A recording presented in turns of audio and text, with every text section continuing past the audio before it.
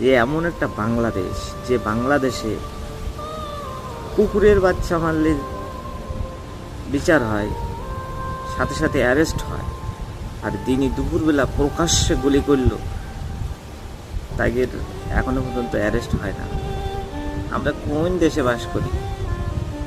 আমরা লজ্জিত, আমরা ধিক্কার জানাই এই বিষয়ে, যে এমন একজন মানুষকে গুলি করলো যে এখনো পর্যন্ত তার ইয়ে করে ধরতে পারলো না, শনাক্ত করতে পারলো না যে তারা কারা, প্রত্যেকে এসেছে, শুধু আওয়াল তাওয়াল উস্কানি হ্যান বলে কাটিয়ে দিচ্ছে।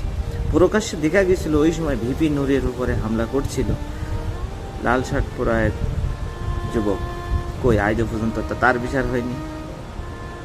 এখন আপনাদের মতন ছোটোখাটো যে সমস্ত নেতাগোতা, এদেরকে মেরে ফেলাইলেও কোনো বিচার হবে না বাংলাদেশে। আমরা মনে করতেছি, এখন যেটা দেখতেছি চোখের সামনে, বিচার হবে কাদের জানেন? ওই কুর্তা মেরে ফেলাইছে, এটার বিচার হবে। এটার দিকে সরকারের নজর আগে যায়, কিন্তু এই সমস্ত যারা জুলাই যুদ্ধে যারা লড়াকু, রাজপথের লড়াকু সৈনিক, তাদের কোনো বিচার হয় না। তাদের আজ পর্যন্ত বিচার দেখলামই না। এর বিচার আর কবে হবে? হাদির মতন যুবক যে মৃত্যুর সাথে পাঞ্জা লড়তেছে, বুকের তাজা রক্ত রাস্তায় ঢেলে দিয়েছে আজ এই বাংলার মানুষের জন্য, তোকে হৃদয় কি কাঁপে না? আমাদের ক্ষমা করো হাদি ভাই, তোমরা জন্য আমরা কিছুই করতে পারছি না, শুধু এই অনলাইনে প্রতিবাদ ছাড়া।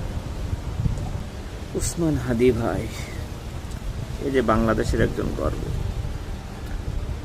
যে নেতা, এমন একজন নেতা এই ওসমান হাদি ভাই, যার নেই একটা বিলাসবহুল গাড়ি, রিক্সায় চলাফেরা করে,